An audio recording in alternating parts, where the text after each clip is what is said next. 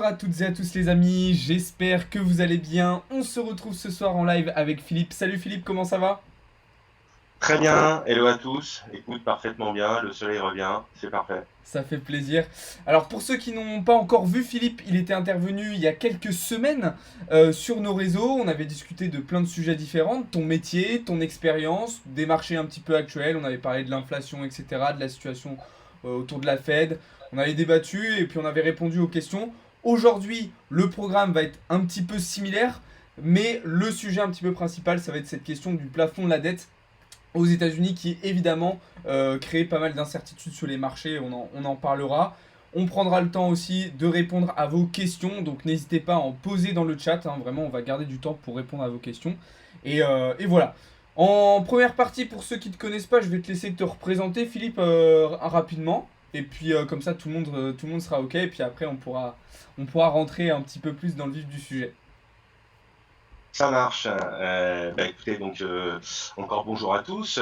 Effectivement, comme Alexandre le rappelait, en fait, donc moi je travaille dans la finance depuis pratiquement la fin de mes études, dans lequel j'ai fait plutôt du droit, mais du droit bancaire. Effectivement, j'ai travaillé depuis une grosse vingtaine d'années dans plusieurs établissements financiers je travaille dans une salle des marchés depuis 10-12 ans maintenant. Voilà, dans une grosse banque. Effectivement, c'est assez intéressant. Moi-même, je suis effectivement passionné des marchés. C'est ça qui m'a fait d'ailleurs progressivement atterrir là où je suis. Plus spécifiquement, voilà, mon rôle, c'est de vendre des placements à une clientèle de gros corporates et aussi à des institutionnels. Pour ceux qui ne connaissaient pas encore Philippe, pour ceux qui n'étaient pas présents lors de la première partie, voilà, vous savez un petit peu pourquoi Philippe est présent. Donc ne vous inquiétez pas, ce live sera enregistré, donc si vous ne pouvez pas rester l'intégralité du temps avec nous, eh bien je vous mettrai la rediffusion comme la dernière fois sur la chaîne YouTube. Donc voilà un petit peu le programme de ce soir. N'hésitez pas encore une fois si vous avez des questions à les poser, on prendra le temps de répondre vraiment à un maximum de questions comme on avait fait la dernière fois. Aujourd'hui, donc comme je vous le disais, le sujet un petit peu principal, ça va être le sujet du plafond de la dette. C'est en ce moment quelque chose qu'on entend beaucoup, qui revient très régulièrement dans les conversations, qui a un impact évidemment directement sur les marchés. Notre but ce soir, ça va être d'échanger autour de ce sujet, comprendre un petit peu les tenants, les aboutissants, les conséquences potentielles qu'il peut y avoir. Parce que tu vas nous le dire Philippe, mais qu'est-ce qui pose problème en fait avec ce fameux plafond de la dette et avec cette dette américaine plus globalement en ce moment, pourquoi on en parle autant? Alors évidemment, c'est un sujet en fait qui retient toute l'attention des marchés actuellement. Alors la plupart du temps, en effet, donc puisque l'exercice est récurrent, puisqu'en fait, annuellement, l'idée, c'est effectivement de relever ces plafonds de la dette, donc ça a été fait 78 fois, vous voyez, par le passé. Donc c'est un exercice qui est pas nouveau. Et la plupart du temps, j'ai envie de dire, ça passe comme une lettre à la poste, à quelques exceptions dont on va reparler. L'idée, alors effectivement, on n'a pas ces dispositifs, nous en Europe et notamment en France, c'est-à-dire que l'État qui est au pouvoir, n'a pas à obtenir le consentement, du parlement, validé par un Sénat, pour aller augmenter, le plafond de sa propre dette.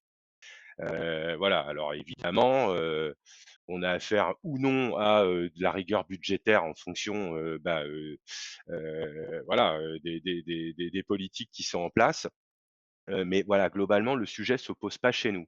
En revanche, effectivement, il se pose aux États-Unis, voilà, très concrètement, en fait, le sujet, c'est de dire, voilà, de combien, en fait, on a besoin, pour, finalement faire marcher, les États-Unis. Toute l'administration, voilà, tous ces paiements-là, voilà, il faut assurer des budgets, annuels, voilà, donc annuellement, il y a des débats, sur le sujet. Donc aujourd'hui, alors évidemment, pendant assez longtemps, j'allais dire, c'était un non-sujet, sauf que, voilà, depuis ces dernières décennies, ça devient de plus en plus un sujet, compte tenu du, surendettement, des États-Unis, appelons un chat un chat, voilà, Là, pour rappeler, on atteint du coup, si je me rappelle bien, c'est 31 000 milliards de dollars de dette aux États-Unis. complètement, c'est ça. 31 000 milliards. C'est monstrueux, hein, donc c'est 110 du PIB. Alors bon, en Europe, c'est pas brillant non plus, hein, en fonction des pays. Mais bon, voilà, aux États-Unis, quand même, en cumul, c'est quand même effectivement des champions de la planche à billets. Et 110 du PIB, effectivement, ça pose, clairement question. Alors, je me suis justement essayé, parce que c'est toujours compliqué, de mettre en perspective, ce type de chiffre. 31 000 milliards. En fait, le cerveau même, hein, techniquement, ne le conçoit pas, hein. Même Ouais, pour c'est celui pas qui est dans la concevable. finance, c'est assez inconcevable. Voilà, faut savoir que la totalité des actions cotées sur tous les marchés dans le monde, c'est 100 000 milliards.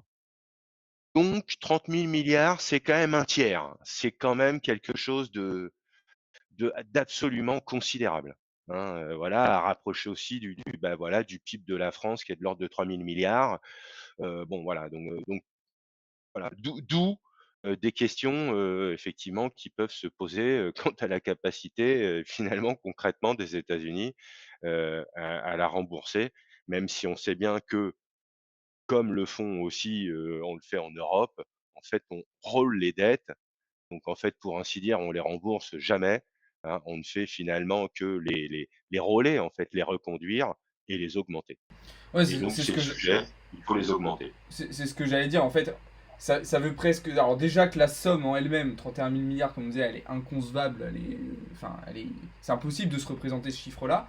Mais en plus de ça, la dette en elle-même, elle veut plus rien dire. Tous les pays du monde, enfin, pour la plupart, je pense, ont une dette énorme qui, comme tu le disais, ne rembourseront probablement jamais.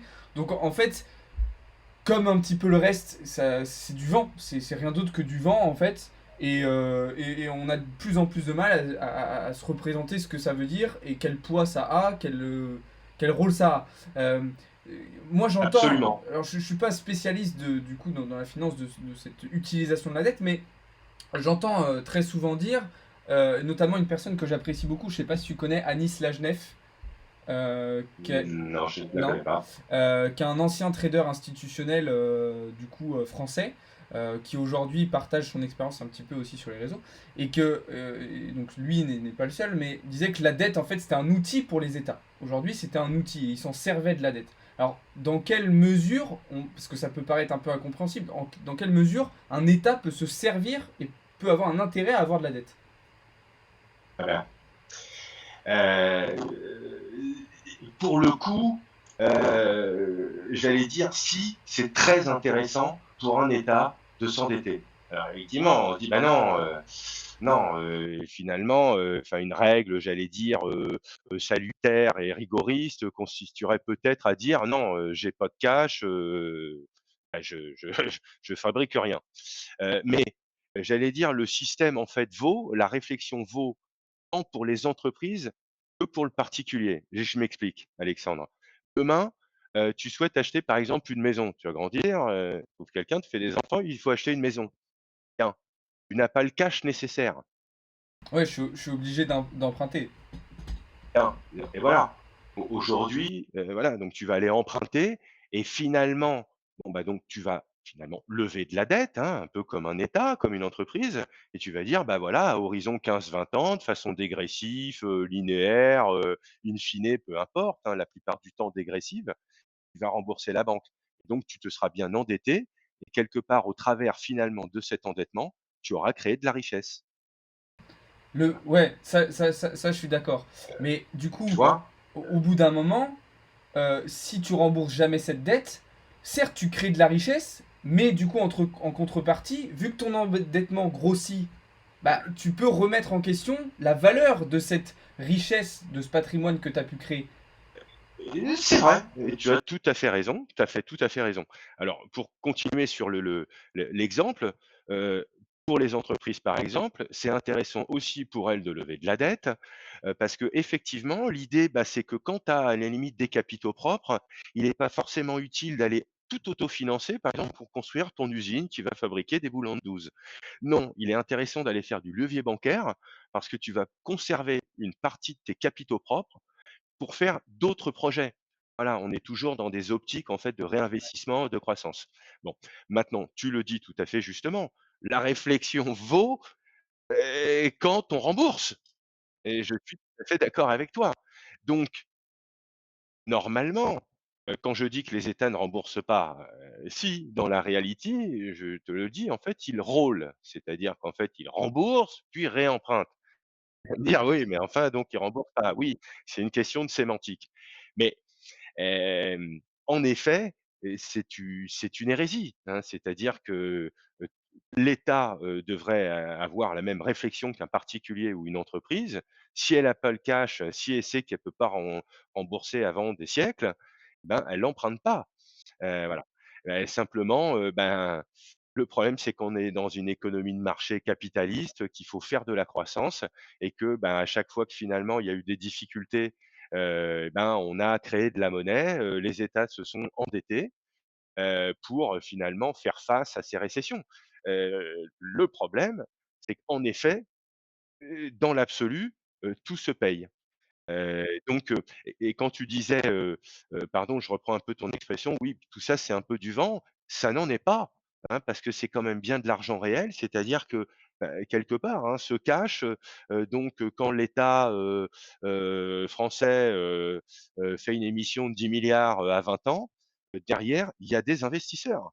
Il y a des investisseurs chinois notamment, mais il y a un peu de partout, hein. Donc eux, ils ont ça aussi dans leur bilan, hein. Donc et en effet, je crois que tout le monde se tient un peu par la barbichette et le premier qui dit: «Bah, je te rembourserai pas parce qu'en fait, j'ai pas l'argent», ça va être un drame et en même temps, finalement, le créancier ne lui pose pas la question à son débiteur parce qu'il a tellement peur de la réponse, parce que si la réponse, elle est effectivement mauvaise, il va devoir obérer son bilan.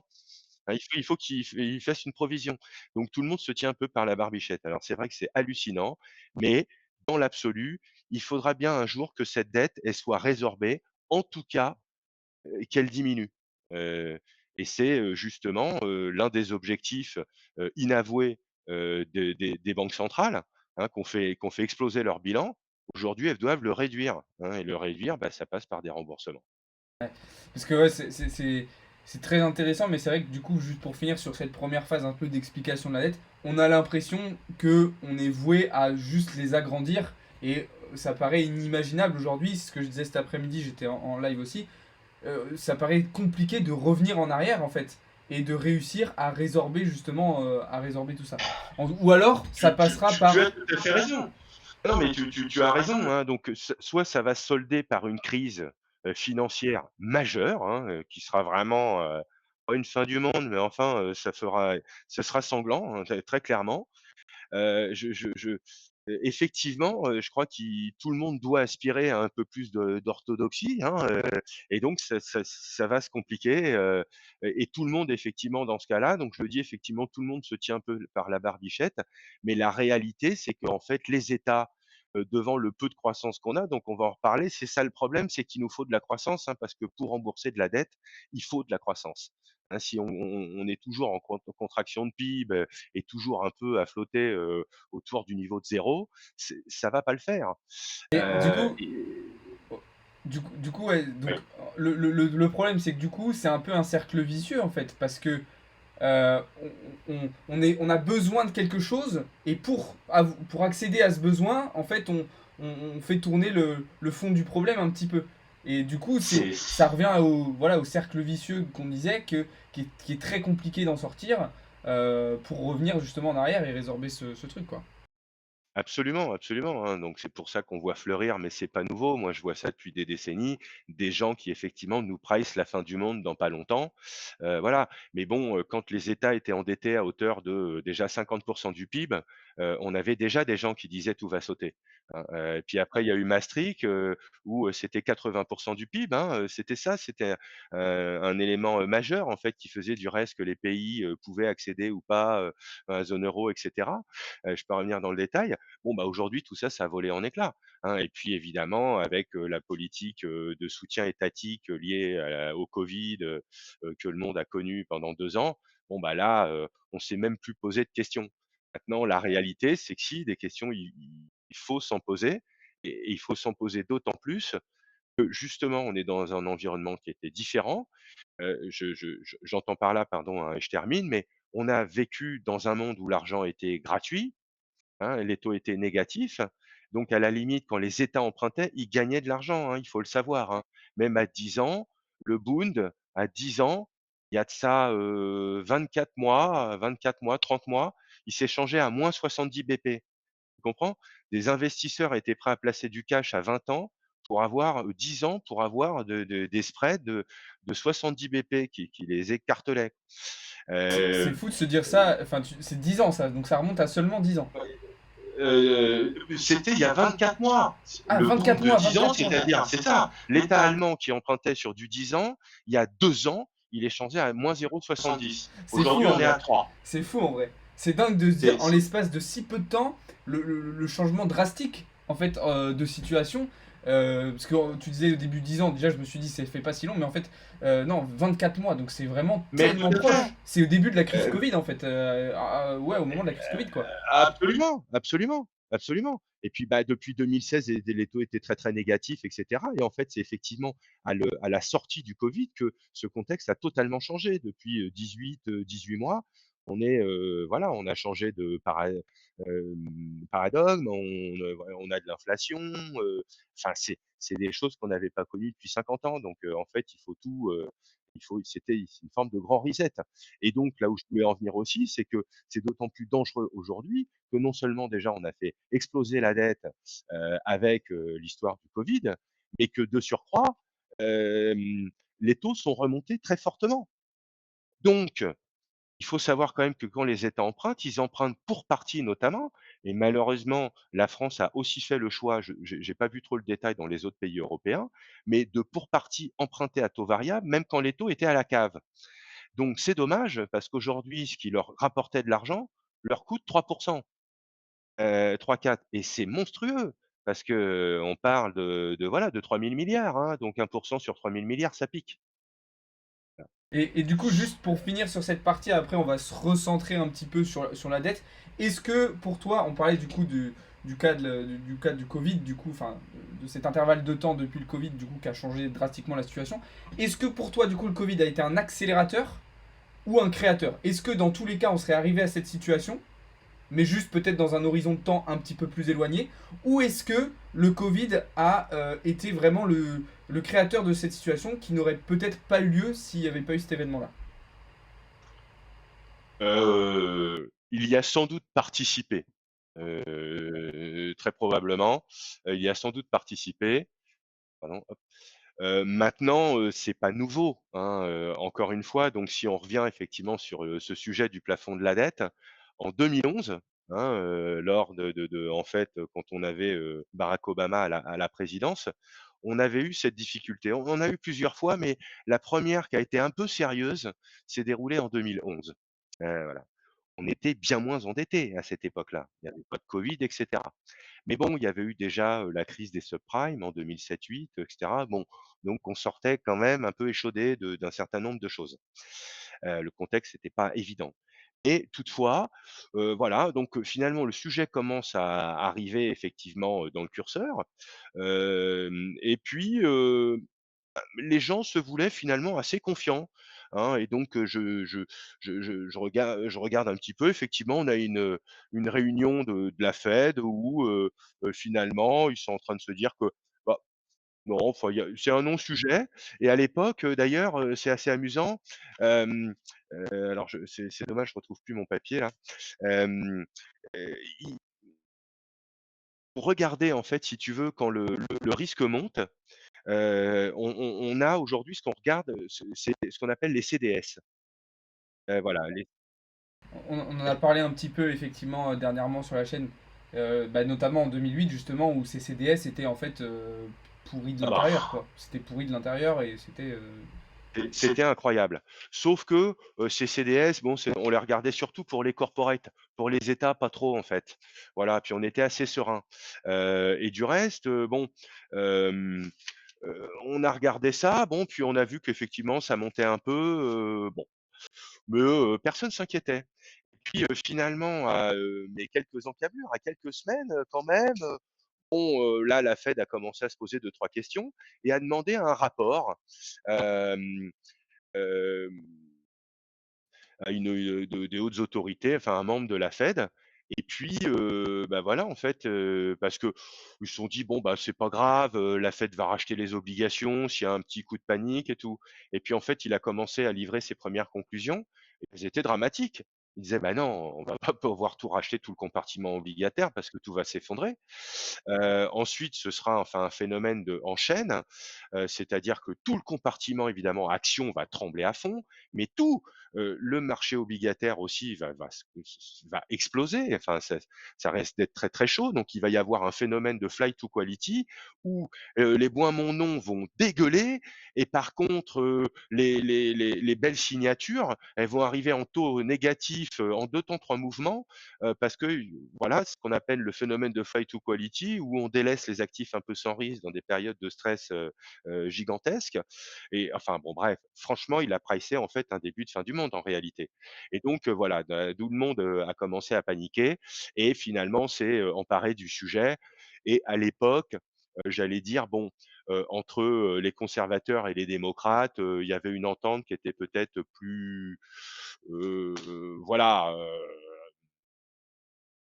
voilà, c'était moins la guerre. Donc si tu veux, bon, rapidement, ils ont très rapidement compris que pour le pays, c'était quand même bien de se mettre d'accord. Ouais, mais ça me permet parfaitement de faire la transition du coup avec la situation actuelle, où là, cette fois-ci, les républicains ne veulent pas rehausser le plafond de la dette, ou en tout cas, pour le moment, font en sorte de mettre la pression sur le camp Biden pour empêcher ce rehaussement de la dette. Alors, en vrai, ça paraît un peu compliqué à comprendre parce que les conséquences d'un non-rehaussement du plafond de la dette seraient quand même très très lourdes.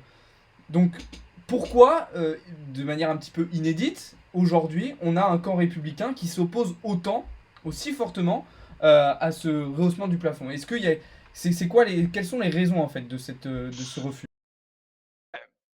Les raisons, j'allais dire, elles sont, mondiales. C'est-à-dire que mondialement, chaque État devrait réfléchir de la façon suivante: tout le monde s'est surendetté, tout le monde est surendetté et c'est surendetté à la suite de covid et cetera.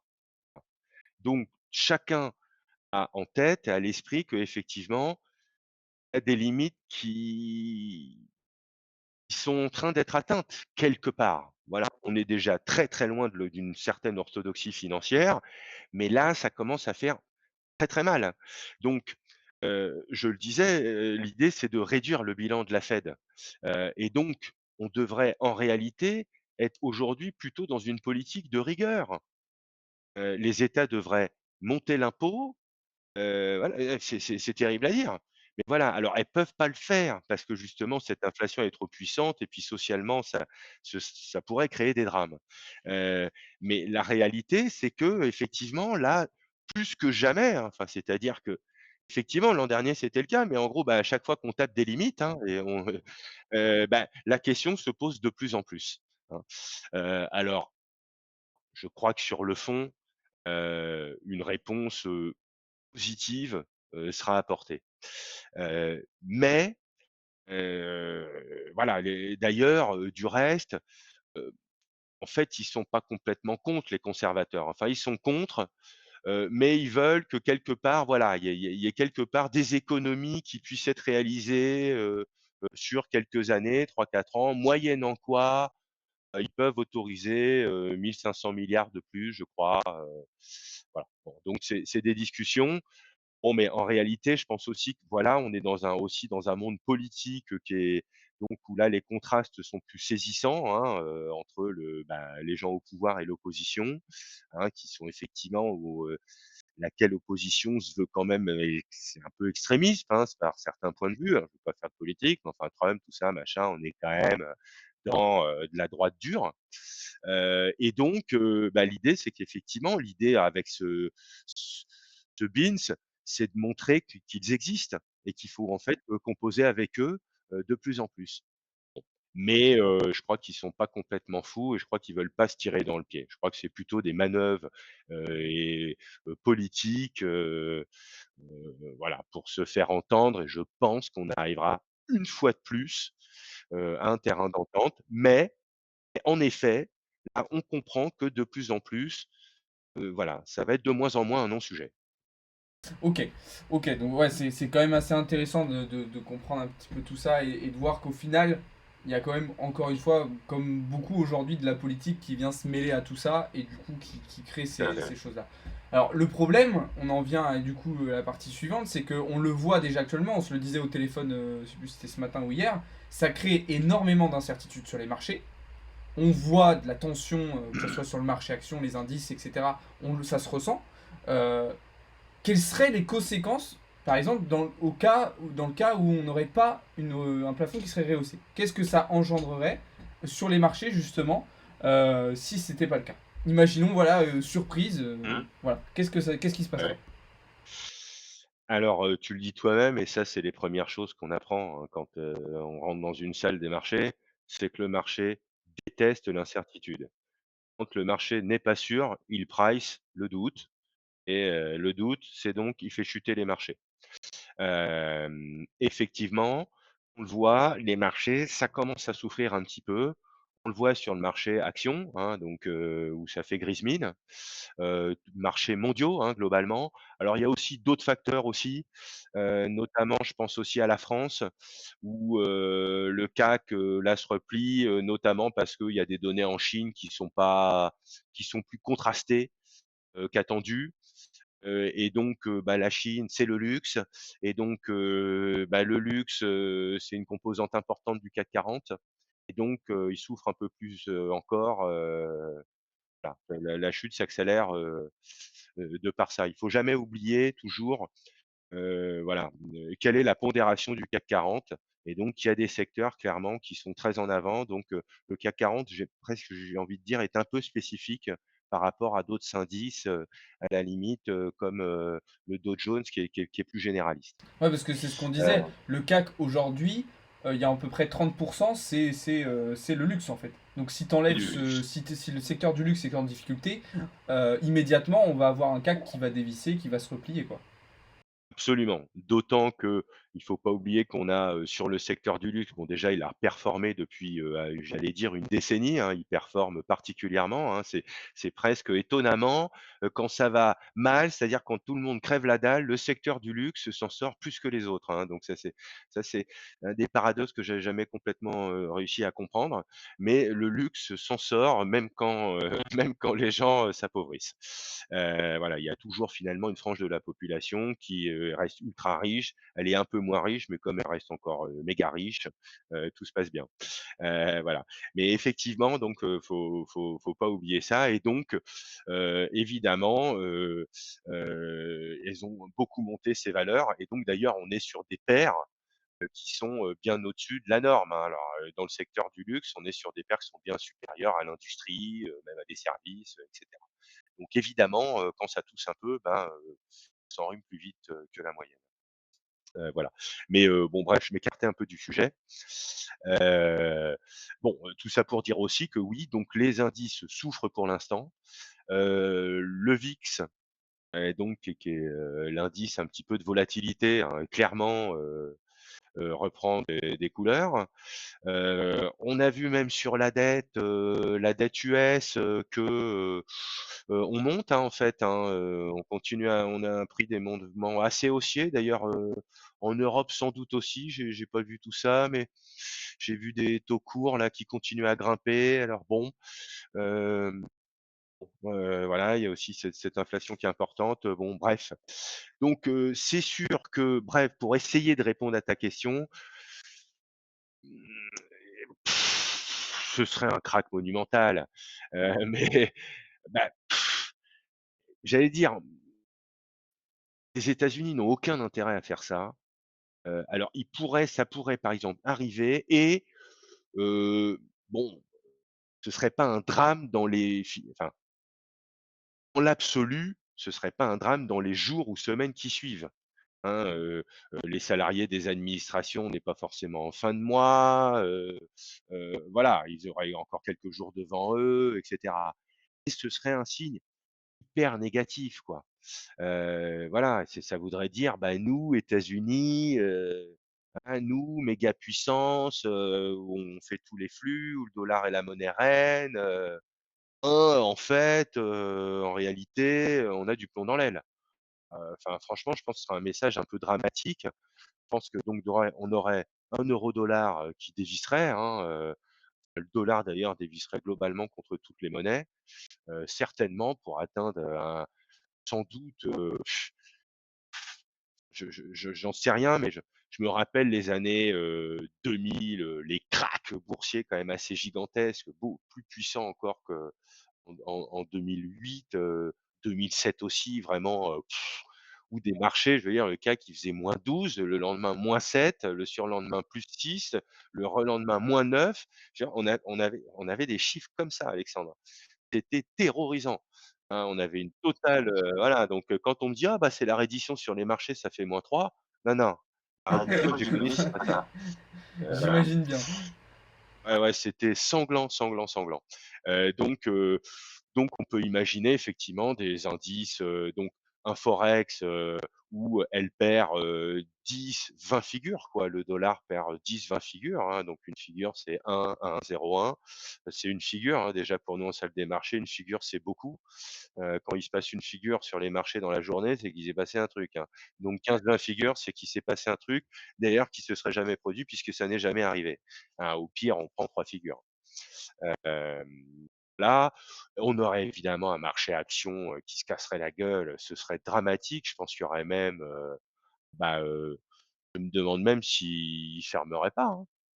Tu penses Voilà. que carrément, si là le 1er juin la dette n'est pas rehaussée, que ce soit possible qu'au cours du mois de juin on ait des fermetures? C'est Tellement la possible. situation serait hors de contrôle en fait. Ouais, on l'a déjà vu. On l'a déjà vu. Franchement, on l'a déjà vu et la réalité, c'est que, bah, les fermetures, alors je vais pas me faire des amis, hein, mais enfin moi je peux être dans aucun camp, mais la fermeture permet de pondérer, les ardeurs et de faire un peu réfléchir les gens. Et d'ailleurs, tu dois certainement le savoir, mais quand tu trades et qu'il y a un titre par exemple, qui dégueule, je crois plus de -10, ou +10 et cetera. À un moment, il est bloqué, sur le CAC, le cours est bloqué, hein, par, les autorités de régulation. Voilà, donc ça s'échange un peu sur le marché gris. On voit le carnet d'ordre qui bouge, mais le cours est bloqué de façon à ce qu'ils réfléchissent. Ouais, Il y a, on avait vu ça, j'avais vu ça avec, je sais plus, c'était une des entreprises qui développait du vaccin Covid, qui s'était pété la gueule à un moment, et je crois que justement ils avaient bloqué les cours. Alors, nous, c'est quelque chose aussi qu'on peut voir sur le marché crypto, des fois ça peut arriver, complètement. euh, mais Biosciences, non, je sais pas je parce sais que je plus, les ai toutes tradées celles-là pourtant, mais c'était remarque, on a Moderna, je eu un crois, ça se des trouve. C'était Moderna pardon? peut-être. Ah peut-être, ouais, Moderna, ouais, très possible. De toute façon, il y en a eu un petit paquet là, effectivement avec, faut être, c'est sportif, hein, genre, c'est un peu le marché crypto, hein, les labos et cetera, le blockbuster, bon, pourvu qu'il y ait une étude du FDA qui dise: «Ah merde, au fait, il y a eu un mort». Ah ouais, ça là, c'est ouais, ouais, ouais. Donc bref, que disais-je? Je ne sais plus.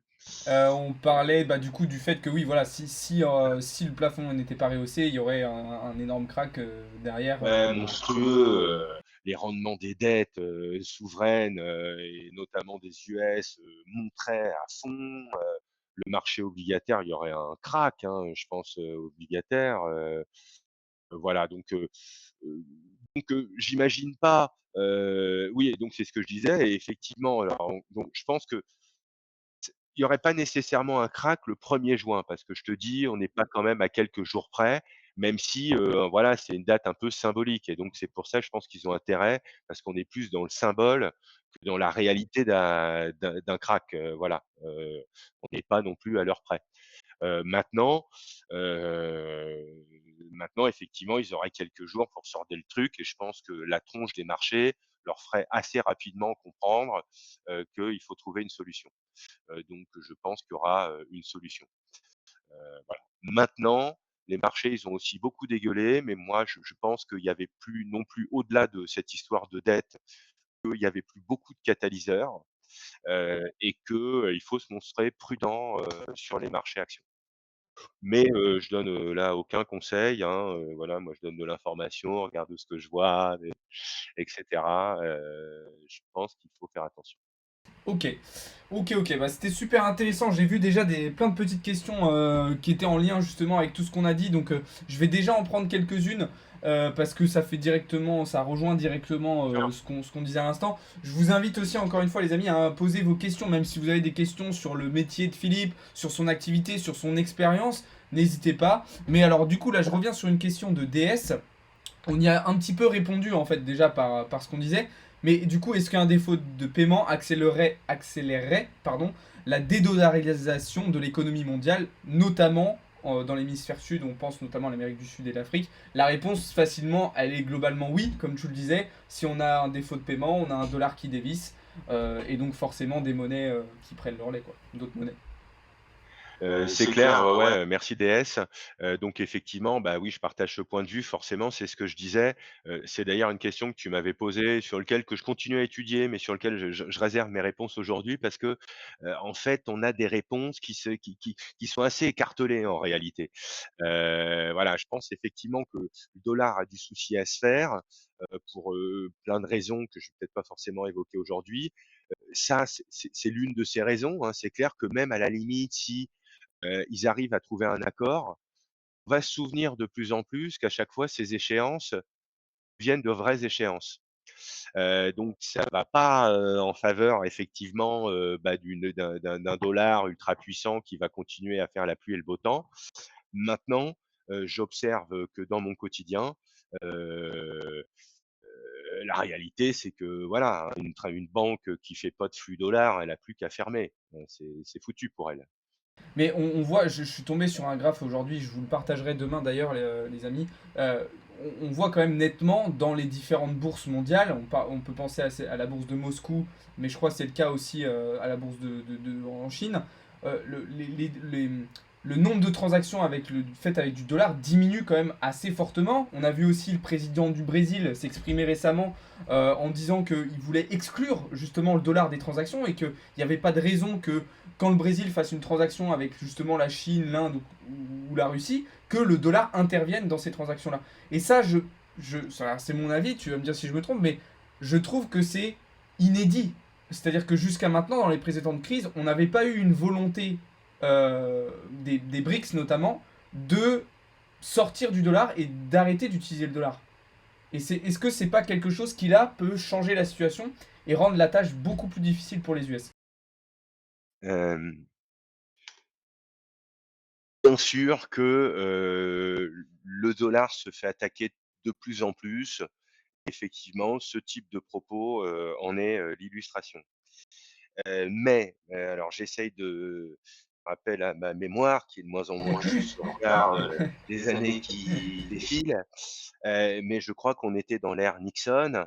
Voilà, on avait aussi ces difficultés où on avait un dollar roi, voilà et ça posait déjà des difficultés et je crois que c'était, le secrétaire au trésor américain, hein, qui avait dit: «Bah, écoutez, oui, mais le dollar, c'est notre monnaie, mais c'est votre problème». Là, point barre et ça fait 50 ans que ça dure. Alors c'est un peu idiot, mais quelque part, enfin, c'est assez symbolique et j'entends encore des gens, moi, en salle de marché, réévoquer, cette petite phrase, un peu saillante où voilà, où, à l'époque où, l'Europe déjà voulait commencer à dire: «Non mais attends, nous aussi on va créer une zone euro, enfin une CE et cetera, puis on veut s'émanciper». Heu voilà la réponse en fait qui leur avait été faite avait été un peu cinglante et donc j'observe qu'après, bah, voilà, des décennies, plus tard, que le dollar, continue, quand même, à s'imposer. Petit exemple, heu, il y a de cela une décennie, il y a moins d'une décennie, une décennie, une très grosse banque, française, hein, la BNP pour pas la nommer, qui a écopé d'une amende record, donc je crois de 8 ou 9 milliards de dollars.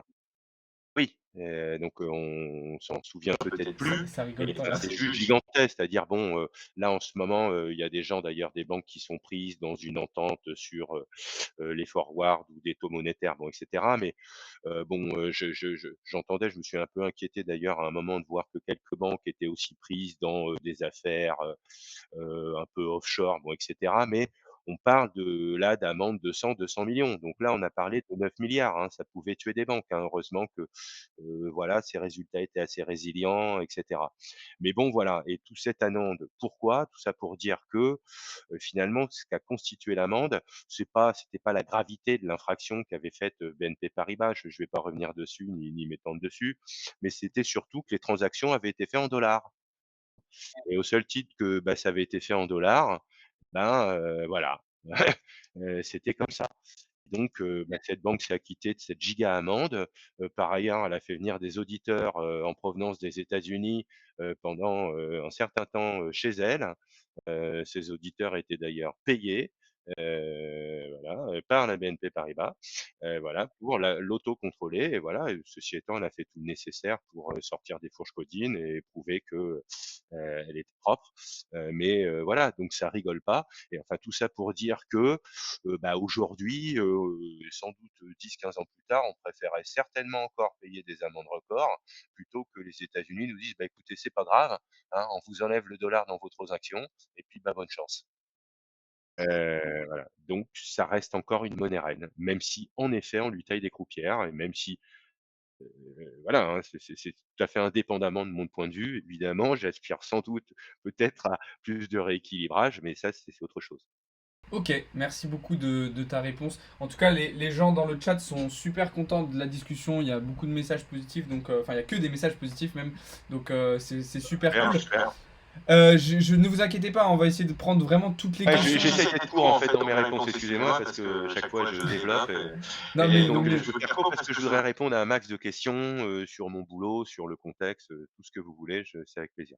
pas de souci. Non, non, mais c'est bien qu'on puisse développer. De toute façon, on a encore le temps, donc ça laisse la possibilité justement de prendre le temps de répondre à tout ça. Ne vous inquiétez pas, on va essayer de répondre à un maximum de choses. Là pour le moment, je vais prendre d'abord un petit peu les questions sur Twitch et puis après je prendrai celles sur TikTok, histoire de pas me mélanger.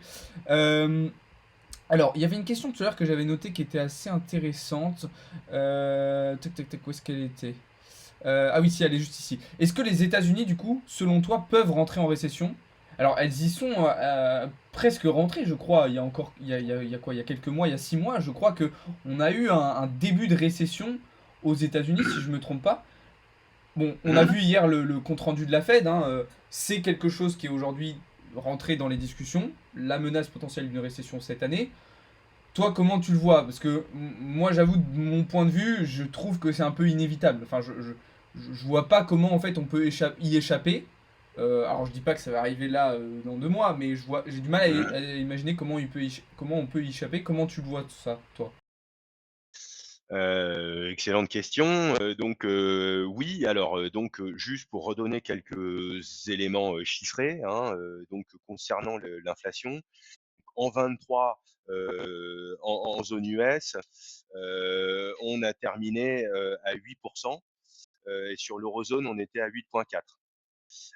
Voilà, donc nous, ce qu'on attend sur 23, en tout cas en zone US, globalement, les marchés s'attendent à une inflation de l'ordre de 4 et en eurozone, une inflation de l'ordre de, 5,5, environ, quoi, hein. Voilà, bon, et ça dépend des banques et cetera, mais c'est à peu près, grosso modo le consensus. Ce qui est intéressant, c'est de voir qu'effectivement en 24, hein, bah, cette inflation finalement qui est encore aussi forte aujourd'hui, elle devrait naviguer, on va dire en grande fourchette entre 2 et 3, tant en zone euro, qu'outre-Atlantique. Sur le plan donc de l'inflation de la croissance, puisqu'on parle de contraction, donc c'est bien de ça dont on parle. En plus, on a eu Alors justement les résultats du PIB américain, juste pour petite précision, pour mettre dans le contexte, oui, cet oui, je t'en prie. après-midi. Pardon? Non, je disais, en plus, on a eu cet après-midi justement les résultats de la croissance américaine. Donc le PIB 1,3%, si je ne me trompe pas, contre 1,1% attendu et 2,6% précédemment. Donc on a une contraction encore, mais moins importante que prévu. Tout à fait, tout à fait.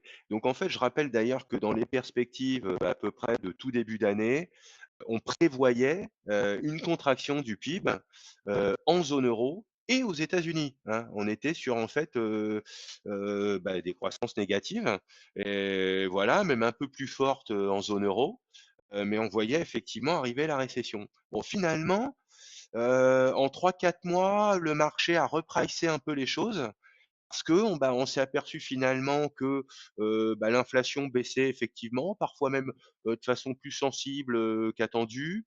On est quand même sur un emploi qui est quand même très dynamique, plein emploi aux US, en Europe, bon il y a des situations contrastées, mais c'est quand même plutôt pas mal, hein, en France notamment.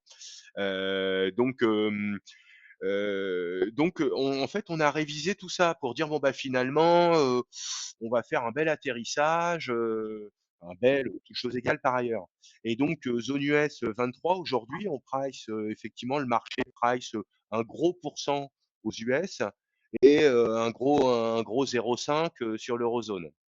En effet, rien n'est moins sûr et d'ailleurs en 24, on pense qu'aux US, ce sera 0 et qu'en France, on sera entre 0 et 0,5. Donc en effet, moi je pense, alors je pense pas forcément comme les marchés, hein, mais très humblement, mais je pense en effet qu'il y aura une contraction plus forte que ce qu'on imagine aujourd'hui. Voilà, Voilà, qui qui ne ne va va pas pas être être dramatique, dramatique, mais mais certainement certainement une une contraction contraction parce parce que que voilà, le marché, enfin bref, les derniers indices, et cetera, voilà, la pression sur les salaires, tout ça, plein de choses, me fait dire que, bon, voilà, ça risque d'être peut-être un peu plus compliqué pour, les entreprises. Ok, ça marche.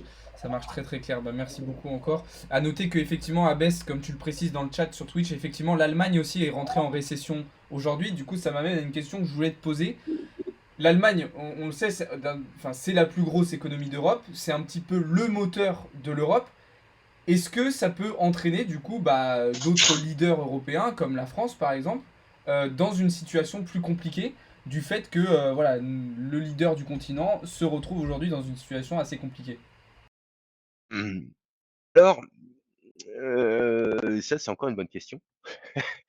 Mais qui appelle toujours un peu de détails. C'est vrai que, depuis des décennies, l'Allemagne, c'est le moteur de la France, c'est aussi une guideline, pour, l'Europe et la politique européenne, plus globalement. Voilà. Mais, c'est vrai aussi que c'est moins vrai ces dernières années. Et d'ailleurs, j'en veux pour illustration, finalement l'atterrissage, en 2022, de l'Allemagne, tant en termes de croissance que d'inflation, où, c'était un peu moins brillant, hein, en France, on a fait 2,6 en Allemagne, c'était 1,9. Pareil, non maîtrise également de l'inflation, moins bonne maîtrise, voilà, aux alentours de 10 alors que finalement, les bons élèves, la France, notamment. Heu et puis, c'est aussi lié au fait que, heu, ben, on assiste quand même j'ai l'impression, à des politiques qui sont de plus en plus différentes, et par exemple, sur le plan environnemental, on a quand même des choix politiques, voilà, qui sont très différents, entre la France et l'Allemagne et donc du coup, choix différents, conséquences différentes. Voilà, de plus en plus donc voilà, il y a même si, voilà, il y a une forme d'union et cetera, il y a peut-être un peu plus, d'individualisme pays par pays et donc voilà et par ailleurs, voilà, l'Allemagne a perdu peut-être un peu de sa superbe. Donc voilà, donc je crois pas, voilà, alors évidemment, si les chiffres étaient dramatiques, il y a toujours un phénomène de capillarité.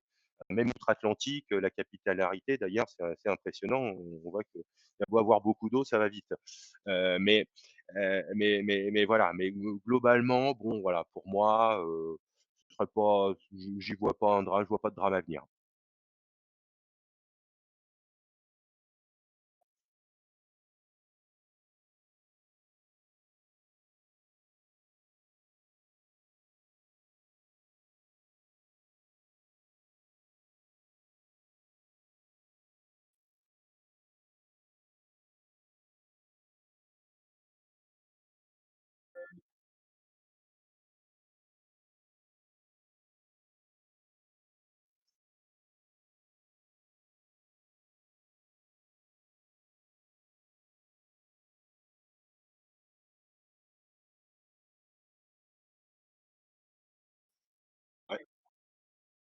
pour Bitcoin, ça pourrait être une solution. Et ça pourrait peut-être permettre au marché crypto de profiter de cette situation. On se rappelle qu'au moment du Covid, ou un petit peu en décalage, mais un petit peu après le début du Covid, le Bitcoin justement avait profité de la situation dramatique pour au final faire des belles performances. Est-ce que, du coup, parce qu'on parle de Bitcoin là, mais est-ce que par exemple l'or, tu penses que l'or pourrait aussi potentiellement profiter de cette situation? Je sais que l'or est dans une situation un peu particulière en ce moment, et moi, je me posais la question, est-ce qu'on ne verrait pas prochainement peut-être un bull run de l'or? Entre guillemets, un bull run, enfin, je parle comme, Mmh. comme un mec Ouais, de ouais, crypto, hein. oui, oui, tout à fait. Toutes choses égales par ailleurs, hein, comme on dit dans la finance, hein, comme ça veut tout et rien dire. Voilà. Alors, encore une bonne question. Alors là-dessus, je suis pas dans le consensus, hein, et depuis longtemps. Euh, Depuis que je regarde de très près les marchés financiers, etc., j'entends, et depuis très longtemps, et à chaque crise, forcément, ça revient, il faut acheter de l'or, c'est génial l'or, acheter de l'or, il faut acheter de l'or. Ah, et je me souviens encore de quelqu'un qui disait: «De toute façon», c'était déjà il y a 15 ans, il disait: «Ouais, mais de toute façon, il est à 1 800, j'ai acheté de l'or, à 1 900 j'achèterai de l'or et quand il sera à 2 000, l'once, j'en rachèterai encore». Il s'est quand même écoulé 15 20 ans et aujourd'hui, on est à peu près dans ces prix-là. Donc en fait, la réalité de la chose, c'est que, l'or explose toujours quand il y a des phénomènes d'incertitude, des événements même un peu sérieux. Donc l'or évidemment remonte puisque ça reste une monnaie refuge et finalement décroît toujours dès lors que le risque s'éloigne. Donc effectivement, bon an mal an, elle monte quand même parce que la terre est unique et que les réserves d'or, ne peuvent pas se multiplier et qu'aujourd'hui, et je pense que ça va pas être demain, on ne sait pas les extracter encore plus profondément, ça pose trop de problèmes. Donc l'or, effectivement, est en quantité limitée dans le monde et c'est ça d'ailleurs qui fait sa valeur, hein. Voilà. Mais bon, voilà, je suis assez, dubitatif, à chaque fois qu'on me dit, bull run, sur l'or, voilà. Pardon, hein, mais voilà, je vais être assez cru. Non, effectivement, et puis ça revient toujours et puis que finalement je constate qu'il n'y a jamais eu de bull run, je finis par me dire: «J'ai raison, le bull run, ne se produira jamais» et j'ai même envie de te dire, pour conclure, même si la fin du monde devait arriver, heu, je pense que l'or ne vaudrait pas plus cher. Heu, Quand je parle de fin du monde, donc je pèse mes mots, ce serait donc la fin du monde. Je parle pas, les marchés qui dégueulent de 50. Non, non, ils dégueulent de 99. Le système monétaire claque, la zone euro explose, on parle de krach, de fin du monde, hein, c'est bien ça dont on parle. Donc si effectivement le système financier, le jour où on se dit: «Bah, en fait, finalement, personne ne peut rembourser personne», ce qu'on évoquait tout à l'heure, pouvait arriver, hein, parce que tout ça il repose sur la confiance en réalité, hein, mais au même titre, on se dit: «Quoi? Ça repose que sur de la confiance?» Oui, oui, oui, mais aujourd'hui, quand on te file un billet de 100 balles, hein, c'est marqué 100 €, mais ton billet c'est facialement qu'il vaut 100 €. En réalité, il vaut 3 centimes, hein, donc tout est toujours une histoire de confiance et donc c'est pour ça quand on me dit: «Oui, il faudra acheter de l'or quand le monde va s'effondrer». Oui, d'ores et déjà, il faut retirer toute notre cash des banques. De toute façon, vos billets, messieurs, en cas de fin du monde, ils vaudront rien et moi, mon idée, c'est que je pense que la meilleure idée, c'est qu'il faut pas acheter de l'or, il faut acheter des graines à planter et voilà et faire un petit un petit stage en permaculture et demain, si le monde s'effondre, vous aurez plus de chances de survivre. Merci de ta Et je réponse. Non, pense vraiment ce que je dis, hein. ok, non, non, mais je prends note, mais c'est intéressant sur ta vision de l'or. Ça donne un point de vue assez différent, même à titre personnel, de ce point de vue-là. Et ouais, Ouais, je me trompe peut-être, hein. ouais, non, non, mais après, voilà, de toute façon, l'avenir te donnera ou nous donnera raison, enfin, donnera De raison. toute façon, j'ai une chance sur 2 à la Voilà, limite. c'est clair, c'est clair, c'est clair. L'énergie en Allemagne grâce au charbon, oui, effectivement, bah, pour revenir à ce qu'on disait tout à l'heure, oui, notamment tu parlais des différences de politique, effectivement, l'Allemagne qui s'est remis au charbon, là où Complètement, aux nous, énergies fossiles, je crois que j'ai du mal à comprendre parce que c'est des gens qui étaient assez vertueux d'un point de vue environnemental. Là, je comprends pas bien. Je comprends pas bien, au-delà de mes opinions, je dois dire qu'elle s'inscrit quand même un peu à contre-courant de ce qui est en train de se passer dans le monde. Ouais. Et quand bien même on nous présente des solutions non fossiles comme étant miraculeuses, et on voit de plus en plus qu'elles ne le sont pas. Elles ne sont pas miraculeuses, mais je pense quand même qu'il vaut mieux s'inscrire dans un cercle un peu plus vertueux que continuer à faire de l'énergie fossile.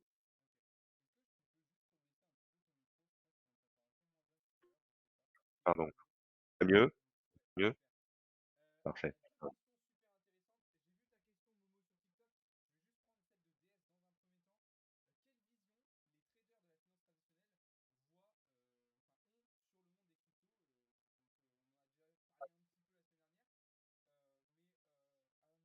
Couper le son. Excusez-moi les gars, je sais, il y a des petits moments où en fait je coupe le son pour que vous ayez pas d'écho. Donc je remets ça. Du coup, je répète la question pour que vous en ayez conscience. Quelle vision ont du coup les traders et les banques de la finance traditionnelle sur les crypto-monnaies actuellement? Oui, on avait évoqué ce point. Alors, bon, sur la vision qu'en ont les traders, j'en sais rien. Je rappelle que moi-même, je ne suis pas trader, hein. Je travaille dans une salle des marchés, mais il y a beaucoup de métiers et moi, je suis pas trader, et je rappelle à cette occasion qu'il y a extrêmement peu de traders dans le monde et extrêmement encore moins en France. Voilà, il y en a quelques-uns, mais finalement, il y en a assez peu. Et en tout cas, je n'en suis pas et je ne connais pas leur point de vue là-dessus. Sur les banques, je suis pas non plus à leur board, mais évidemment, j'observe que c'est compliqué dans l'esprit des banques. Pourquoi? Parce que déjà, j'allais dire, par construction, leur patron des patrons, c'est plutôt les banques centrales, hein. Donc, Christine Lagarde, vous me direz quand, elle fera un papier qui est très positif sur les cryptos, mais c'est pas arrivé à ce jour.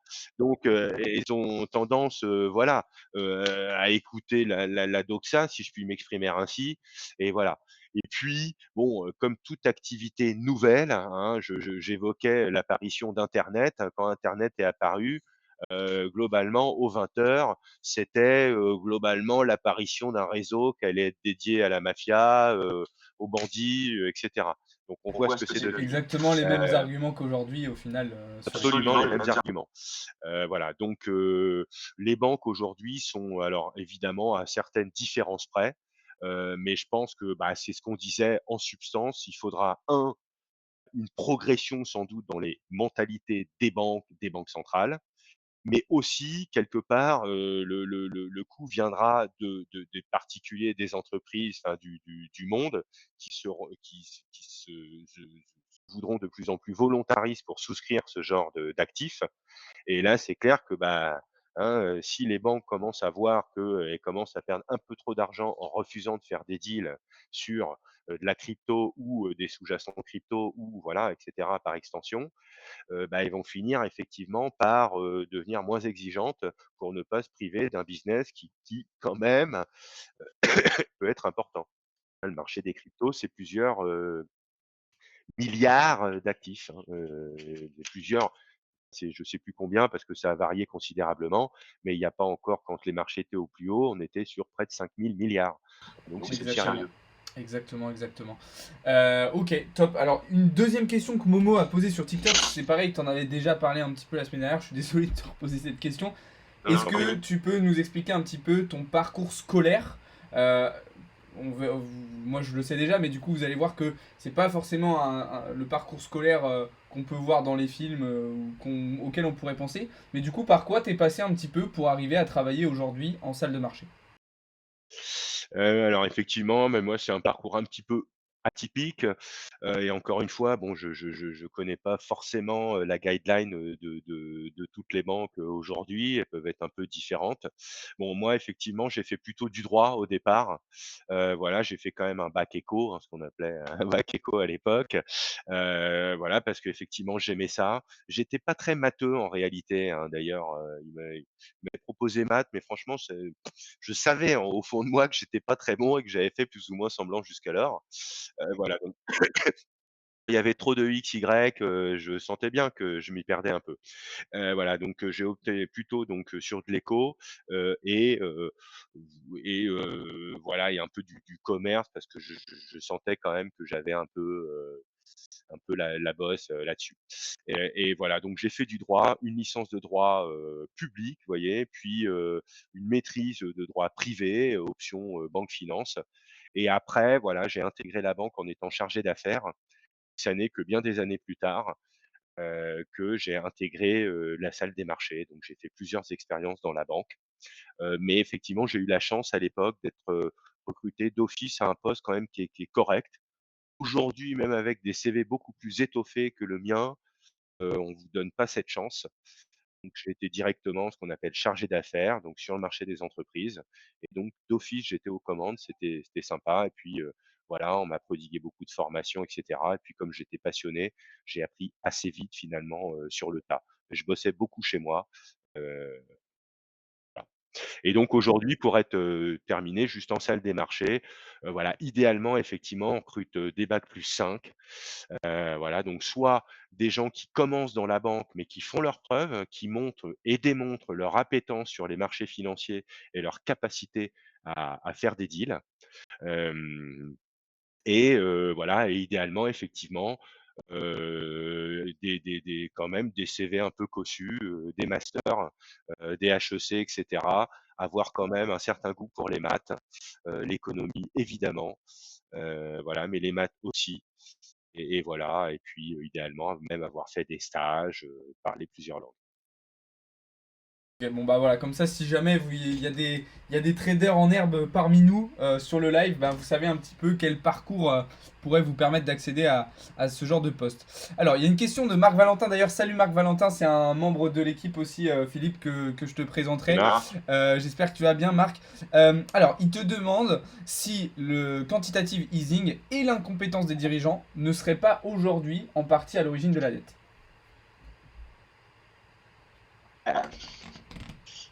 Je vais me répéter, c'est encore une bonne question, hein, donc Des bonnes questions ici, que des bonnes eh questions. oui, eh oui! Tant mieux, tant mieux. Tant mieux, tant mieux. Alors effectivement, ce quantitative easing, par construction, bien sûr, c'est notamment à l'origine de la dette, hein. Alors, avant les QI, parce qu'il y en a eu plusieurs, hein, en fait, hein, mais on va dire que voilà, le dernier qui était quand même assez gigantesque.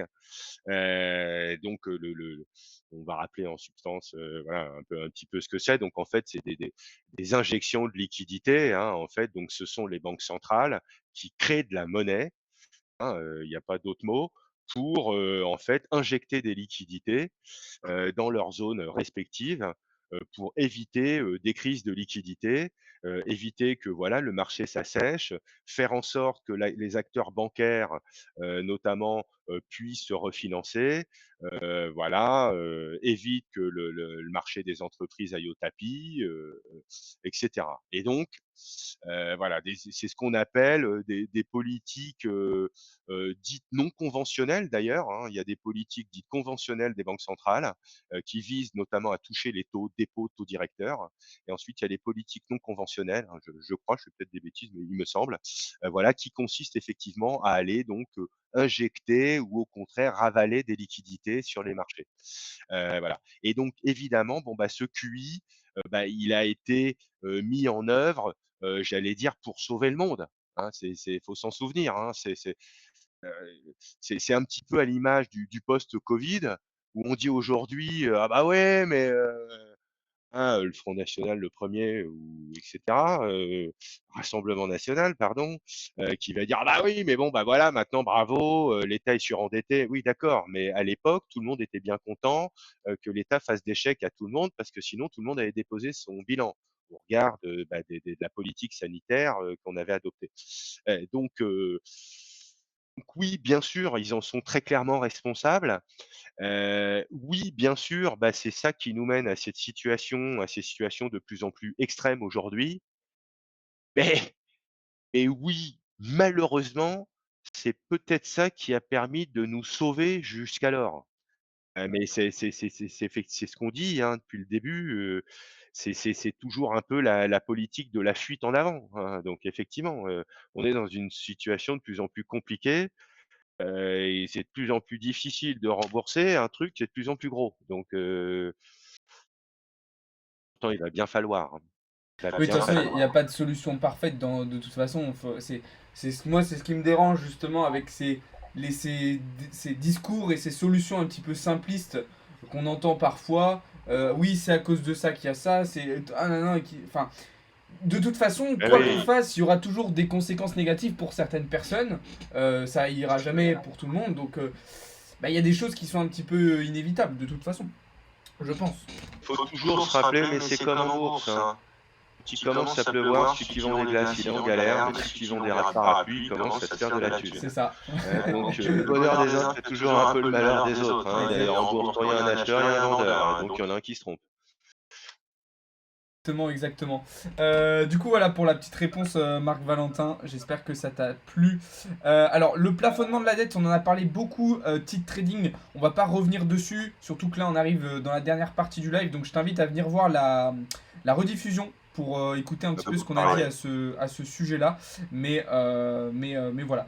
Tac, tac, tac. Je reprends vos questions. J'essaye de répondre à un maximum. On essaye de répondre à un maximum de questions, les amis. Ouais, donne-moi un maximum, Alex.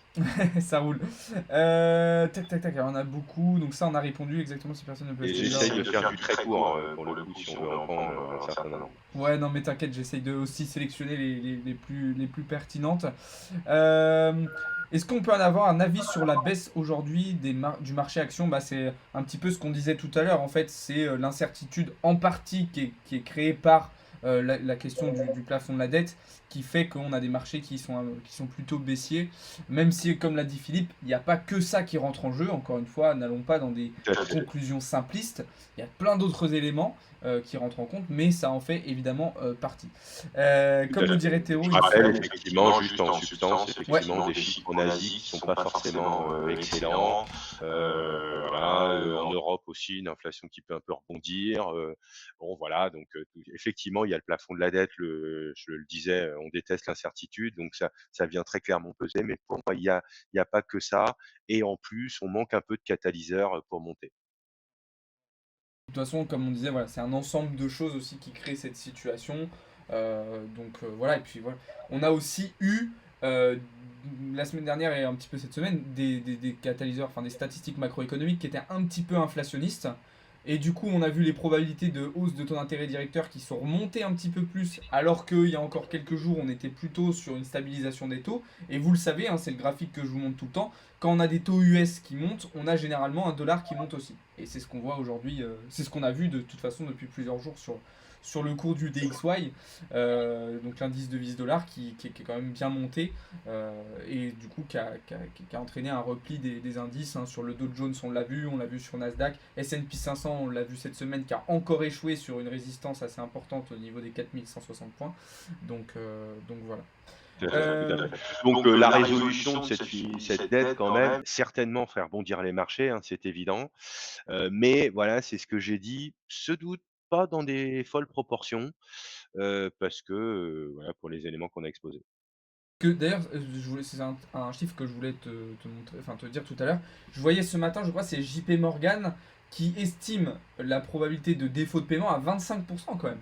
Alors après, bon, est-ce qu'eux aussi n'ont pas intérêt à créer de la panique en sortant des chiffres comme ça, s'ils ont des positions vendeuses, je sais pas. Mais 25% quand même de probabilité de défaut de paiement, je trouve ça assez élevé quand même. Je sais pas. Oui, j'ai pas vu ce stat, hein, honnêtement, qui me semble super élevé. Alors là, c'est après il faut lire la enfin, il faut relire la question, c'est-à-dire, oui, peut-être une probabilité de 25 d'un défaut de paiement le 1er juin. Sous-entendu, mais le 4 juin, ils seront raccords. Enfin, tu vois, possiblement, faut lire cette question comme ça, parce que ça me semble effectivement énorme. En tout cas, si c'était, voilà, aussi, blanc ou noir, dans les CDS, mais ils auraient explosé. C'est pas le cas. Ils ont très clairement monté, mais ils n'en seraient pas, sur ces niveaux, hein, donc voilà, mais voilà, hein, c'est ce que je disais, à quelques jours près, enfin ça foutrait évidemment un peu plus, le souk, mais et voilà, après avoir ils sont obligés de trouver une solution, hein, ils vont pas, ils sont obligés. Ok, ok. DXY 104,6 à venir perso. Ouais, moi je vois bien continuer sa montée vers les 106 points, effectivement, l'indice de vis dollar. Taux d'intérêt hausse ou maintien. Bah, rendez-vous le 14 juin prochain hein, pour le prochain FOMC, les amis. On verra si Ouais. il y a une nouvelle hausse des taux ou pas. Ouais, bah, ouais, tout à fait. D'ailleurs, le consensus se craquait, hein, pas évident d'y répondre. On voit quand même encore dans le marché un hike de 25 bips sans doute.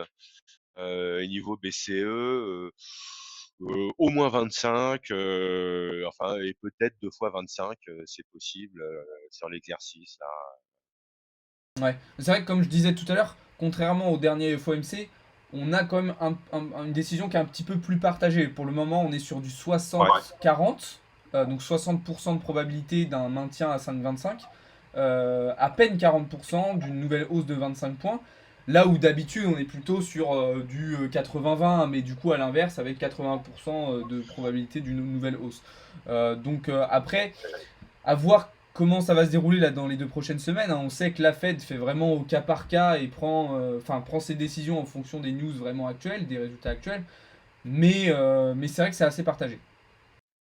Assez partagé, ouais. Ouais, tout à fait. Bon, une chose est à peu près sûre, hein, selon moi, c'est quand même qu'on arrive sur des plateaux partout, partout dans le monde. À quelques exceptions près, mais grosso modo, on arrive sur des plateaux et on va redescendre. Mais pourtant, c'est ce qu'on en avait discuté un petit peu la dernière fois. Effectivement, toi, tu voyais par exemple un pivot de la Fed qui pouvait arriver par exemple d'ici à environ 6 mois, peut-être un petit peu moins maintenant. Pourtant, l'objectif hein, des 2% d'inflation que Powell nous rabâche à longueur de temps, il est quand même encore relativement éloigné aujourd'hui. Et comment, du coup, si tu, si, tu, si tu, si enfin, si on pense et on envisage du coup un plateau justement, et du coup un retournement de situation, un pivot, comment du coup ils vont faire revenir l'inflation à ces 2% sans nouvelle hausse des taux? Bah, parce que la hausse des taux qu'on a actuellement, enfin les taux qui sont actuellement, hein, donc je crois qu'on est à 5,25, 5, on doit être à 5,25. Et c'est déjà super puissant, quand même. Donc là et c'est d'ailleurs pour ces raisons que, bon, on voit quand même une inflation qui décroît quand même fortement. Versus 22, on voit quand même qu'effectivement ça décroît, fortement. Donc et voilà et puis, on n'a pas, rappelé les problèmes de crise de liquidité de certaines banques US, mais quand les taux effectivement quand même continuent à hiker comme ça sur des rythmes trop rapide, ça vient obérer encore un peu plus la situation des banques fragiles, hem, donc bon, mais c'est assez clair, hein, donc sur les US, hein, donc on serait à 5,25 sur 23 et le marché voit environ 3,50 sur 24, hein, donc 5,25, 3,50, ouais, hein, par nature, ça veut dire qu'on voit des chutes assez puissantes et d'ailleurs, quand on regarde les taux de swap, à 2, 5 ans et cetera, ils sont inférieurs au tout court terme. Ouais, c'est ce que tu me disais la dernière Donc fois, je crois. c'est ce que je te disais la dernière fois, donc ça, c'est des choses qu'on regarde beaucoup. Voilà, en gros, on vient figer un taux 6 mois contre un taux fixe. Bon bref et donc là, on voit effectivement que bon, bah, du coup, on price des taux plus bas à long terme et donc ça baissera. Très très très très clair, c'est super intéressant. Abes qui nous dit 3 à 4 000 banques aux US qui posent problème. Alors dernièrement, moi j'avais une stat à 2 000 banques aux États-Unis qui étaient en situation d'insolvabilité. Après peut-être que ça a augmenté. Il y a une question intéressante de Mozart. Alors je sais pas si tu as vu ce qui s'est passé aujourd'hui, enfin cet après-midi à l'ouverture de Wall Street. Alors déjà hier soir en post-market, on a eu l'action Ouais. Nvidia qui a déjà fait des belles performances. Et aujourd'hui, Nvidia qui ouvre avec plus 100 $. Donc je crois on est passé d'une action à 300, de 300 hier soir à quasiment 400 cet après-midi.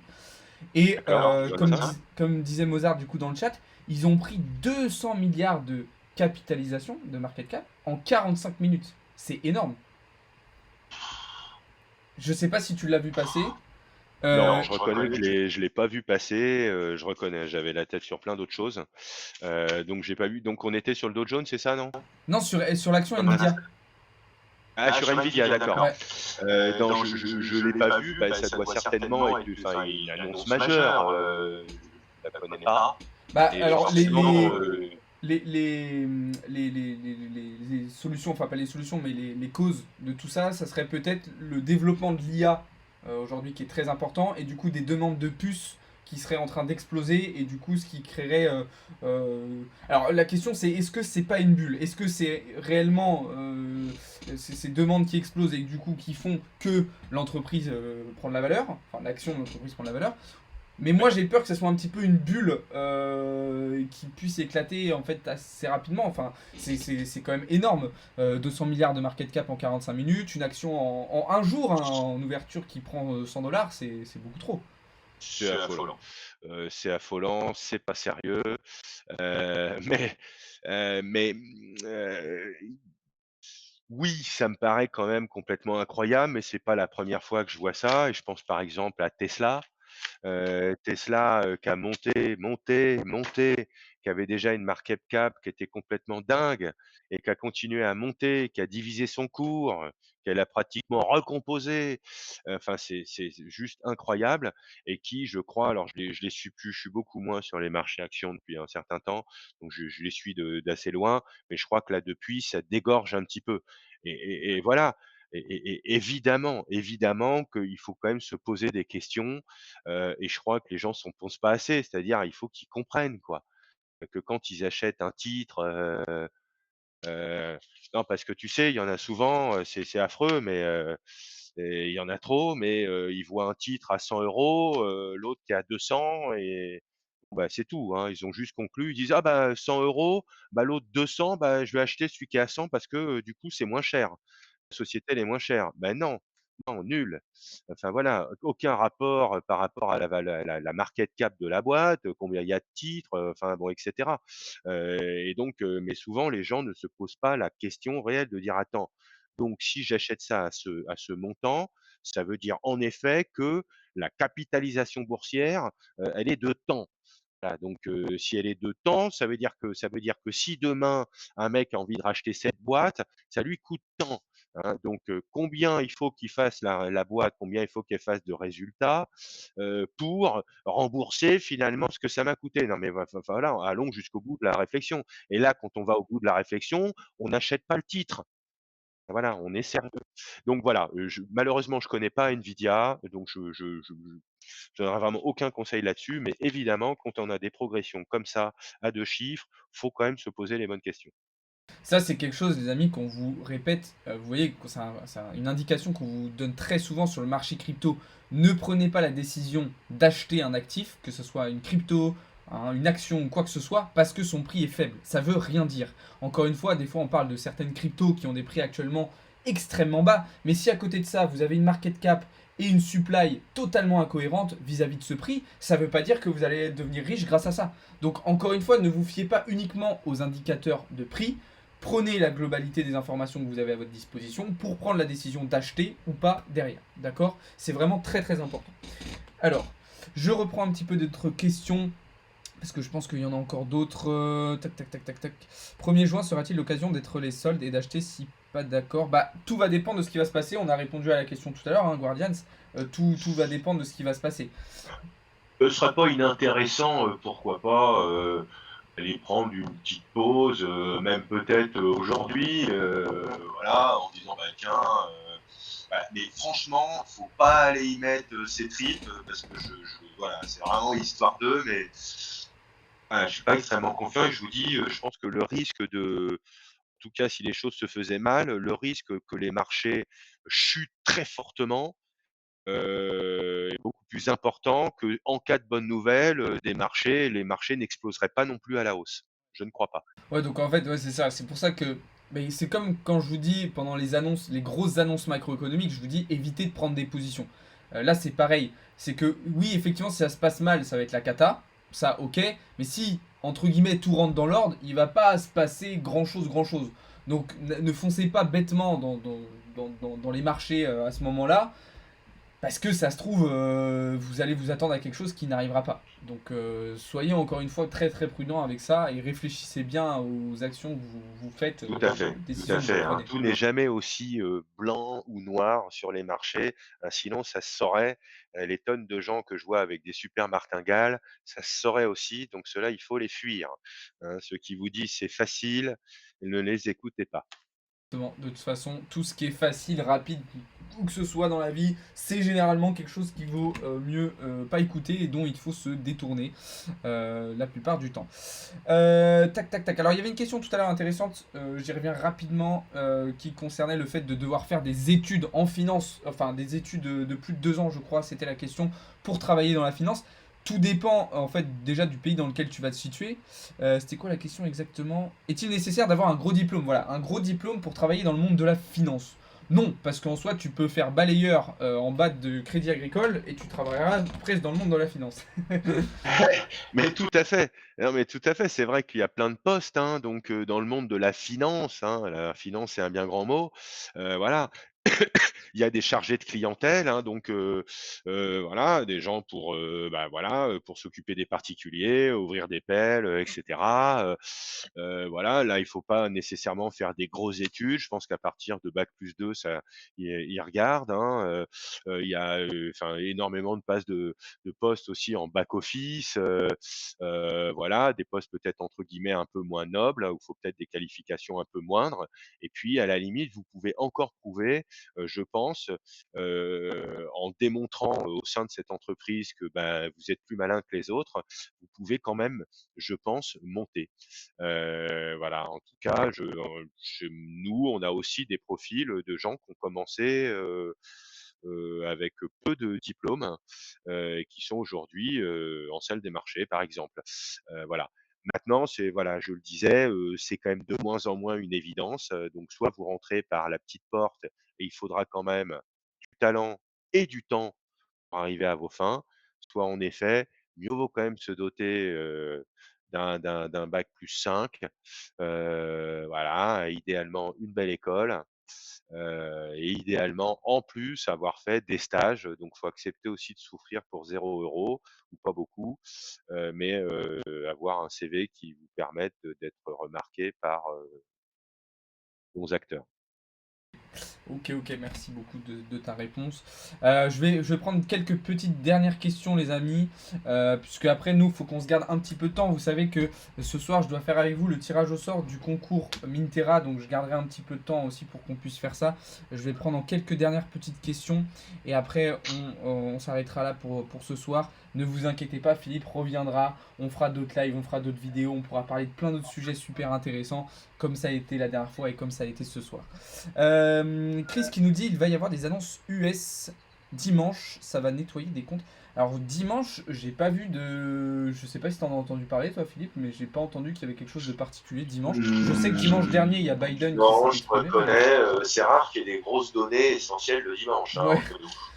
Ben, je sais que la semaine dernière, dimanche dernier, Biden, je crois, s'est exprimé justement au sujet du plafond de la dette. Alors, il peut y avoir des forums Mais. aussi, ça peut arriver, et cetera, ou qui peuvent se dérouler le week-end, mais non, je reconnais que non, Ok, je ne sais pas. ok, ok.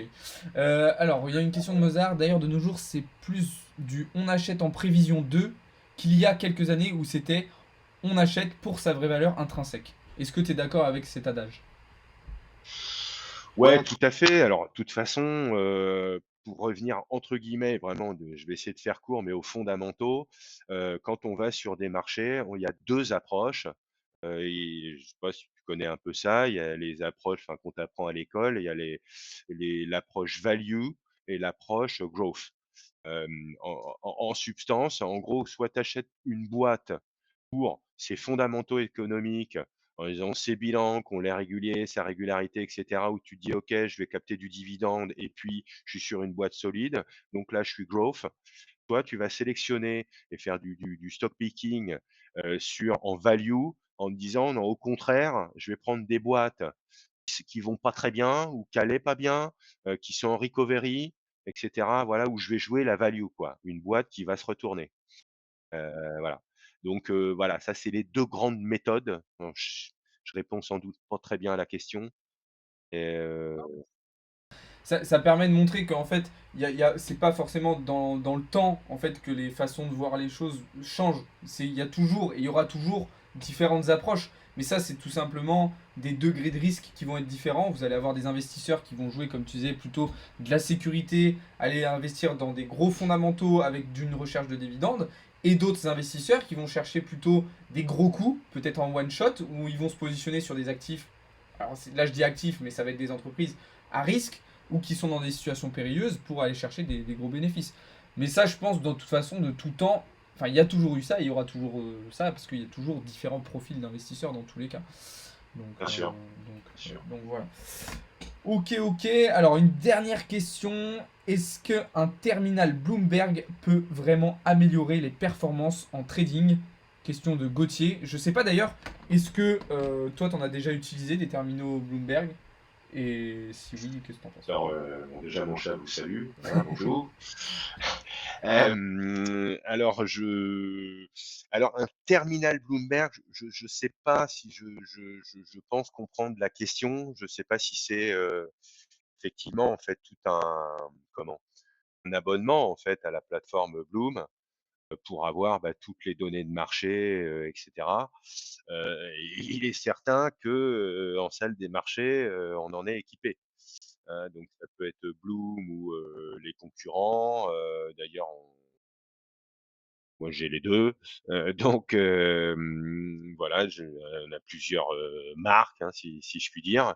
Et évidemment, c'est sûr que c'est un outil qui est intéressant. Si tant est que ce soit celui enfin, qu'il évoque. Hein, après, je sais.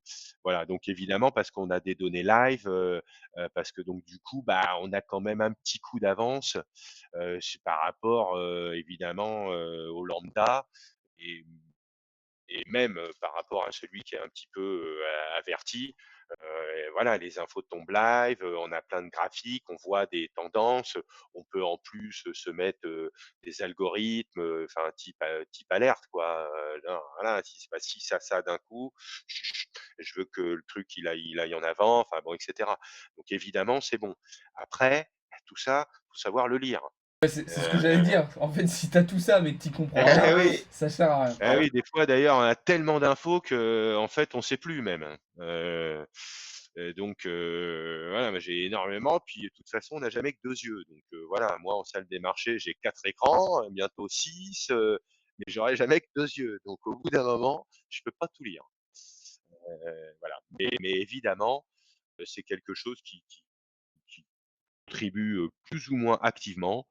Mais je pense que ce sera pas non plus déterminant, c'est pas ça qui va faire que tu vas faire des gains ou des pertes. Je pense que voilà, tu vas les optimiser tes gains, mais au préalable de tout ça, il y a déjà des premières méthodes qui vont durer un certain temps avant de t'équiper de Bloom, et je te souhaite de faire suffisamment de PV pour ensuite te payer les abonnements de Bloom qui ne doivent pas être donnés. Ça, c'est sûr. Ok, et ben écoute, merci beaucoup Philippe, c'était vraiment super sympa. Vraiment, merci beaucoup d'être venu. Comme je disais tout à l'heure, voilà, c'était la deuxième fois, mais ça sera pas la dernière. Donc, les amis, je sais, on n'a peut-être pas pu répondre à toutes vos questions. On a essayé d'en prendre un maximum. Si vous en avez d'autres, gardez-les pour la prochaine fois, d'accord? D'ailleurs, n'hésitez pas à me les mettre dans le Discord. Au pire, moi, je ferai un petit truc, je les sélectionnerai pour la prochaine fois. Et puis voilà, tout simplement. Donc merci beaucoup à tous ceux qui étaient présents ce soir. Comme je le disais tout à l'heure, si vous n'avez pas pu suivre l'intégralité du live, il y aura une rediffusion juste après sur la chaîne YouTube. Nous, on va rester encore un tout petit peu en live car, comme je vous le disais, on doit faire le tirage au sort du concours et on va pouvoir libérer Philippe. Mais encore une fois, grand merci à toi d'être venu ce soir et de nous avoir donné toutes ces réponses très intéressantes. T'en prie, écoute, c'était un plaisir, hein. À très bientôt, Alex. Ciao Philippe, Merci bonne à soirée toi. à toi, à la Salut, prochaine. salut à tous. Salut. Ciao.